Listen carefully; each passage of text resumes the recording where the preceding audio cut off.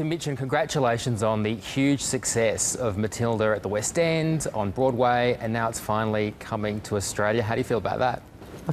I mean, Matilda's been the most incredible thing in my life. I'm so thrilled. Can't believe it's coming here. I mean, I don't think it ever crossed my mind that it would get here, you know. An exception to the rules in my school.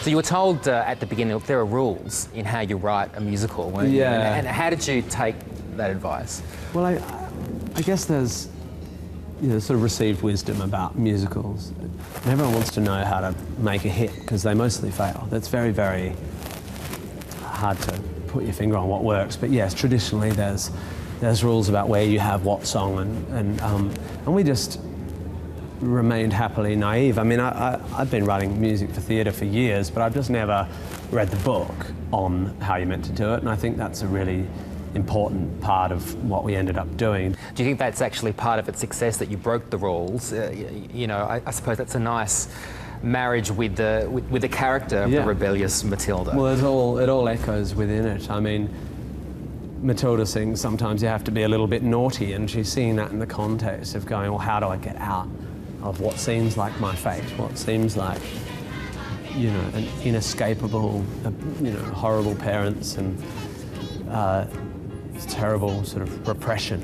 And she sees rebellion. They never stood a chance, they were written that way. Sometimes you have to be a little bit naughty. I'm quite passionate about the subject of rebellion, and I've spoken to my old school about this because I think in all ways, in politics and in art and in life, the way to be a rebel is to be smart, not wow, I'm a rebel, but I read and take in information and try and find my way through received wisdom. So yeah, I mean, Dennis is very naughty, and I've been known to be a little bit naughty, and I think Matilda is an icon, a feminist icon for informed rebellion. She's so awesome. And she's also magic, which helps. That helps. If you be magic, that can help. That can help a lot. Because I think about a week ago or so, in an op-ed for The Guardian, you talked about the desire to find new ways to get young people to think critically. Are you worried that the next generation of kids, because we're in this instant cyber gratification world, that they're not really thinking critically? Well, I don't know. I think it's sort of easy for every generation to go kids these days, but actually the data doesn't reflect that. Humans are getting smarter and smarter, and every generation is fearful that the introduction of new technology will be the end of, they don't read books anymore and they're always looking at their phones. Yeah, well, turns out they're smarter than you, old boy, and I'm sure my kids will be smarter than me.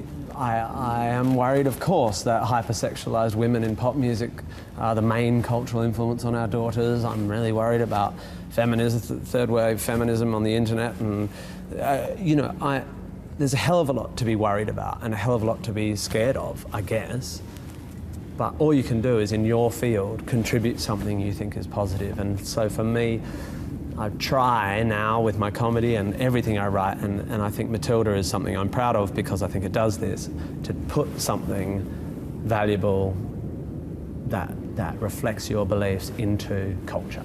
And Matilda's success, apart from meaning I can have a car, is also something that has had a big cultural impact.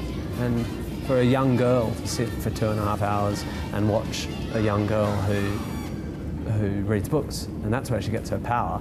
And for young boys to see young girls doing that, and to say being naughty is good and rebelling using your brain is good, I am hugely pleased that I've been able to do that. Because I've put out a lot of crap as well. Well, this certainly isn't by all accounts. Tim Minchin, thank you very much. It's a pleasure.